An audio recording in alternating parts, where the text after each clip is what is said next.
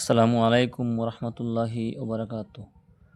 সম্মানিত দিনী ভাই বোনেরা, আজকে আলোচনা করব হাশরের কঠিন ময়দানে আল্লাহ পাকের আরশের ছায়ার মধ্যে 7 প্রকারের লোক ছায়া পাবে। সুবহানাল্লাহ। কিয়ামতের দিন আল্লাহ পাকের আরশের ছায়া ব্যতীত অন্য কোনো ছায়া থাকবে না। তখন আল্লাহ পাক 7 প্রকার লোককে সেও আরশের নিচে ছায়া দিবেন। সুবহানাল্লাহ। চলুন তাহলে আমরা এই 7 প্রকার ভাগ্যবান লোককে জানব যে তারা কারা। হাশরের কঠিন ময়দানে এই কঠিন ভয়াবহ সময় তারা আরশের নিচে ছায়া পাবে। আসুন তাহলে আজকে আমরা তাদের সম্পর্কে জানবো ইনশাআল্লাহ। নাম্বার 1, সুবিচারক বা নেই পরায়ণ বাদশা। বুঝতে পারছেন, যারা সমাজের মধ্যে সুবিচার করে।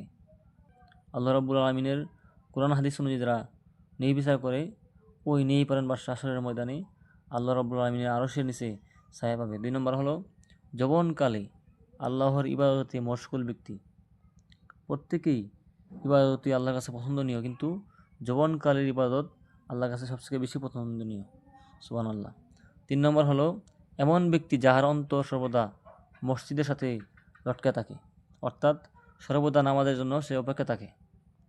যে ব্যক্তি প্রতি ওয়াক্ত নামাজ মসজিদে গিয়ে আদায় করে এবং কোন সময় সে মসজিদে যাইবে সবসময় মন গিয়ে মসজিদে পড়ে থাকে, ওই ব্যক্তি হাশরের দিন আল্লাহ রাব্বুল আলামিনের আরশের নিচে ছায়া পাবে।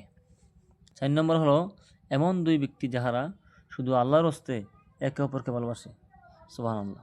5 নম্বর হলো এমন ব্যক্তি যে নির্জনে আল্লাহ পাকের ভয়ে বা আল্লাহ পাকের মহব্বতে সে ক্রন্দন করে। 6 নম্বর হলো যে ব্যক্তি এত গোপনে দান করে যে তাহার নিজেরও জানা থাকে না যে সে কত দান করিয়াছে। সুবহানাল্লাহ। 7 নম্বর হলো যাহাকে পরম সুন্দরী যুবতী খারাপ কাজ বা অবৈধ কাজের জন্য আহ্বান করে, অথচ সেই ব্যক্তি এই বলিয়া কাটিয়া পড়ে যে আমি আল্লাহকে ভয় করি।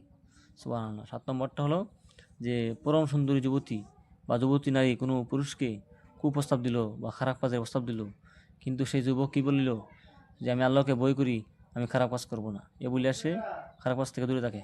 হে আল্লাহ, সমস্ত মুসলমানদেরকে এবং তাহাদের তুফাইলে বরকতে এই গুনাহগারকে উল্লিখিত গুণাবলী দ্বারা সুশোভিত করিয়া আপনার আরশের ছায়ার নিচে স্থান পাওয়ার তৌফিক দান করুন। আমিন।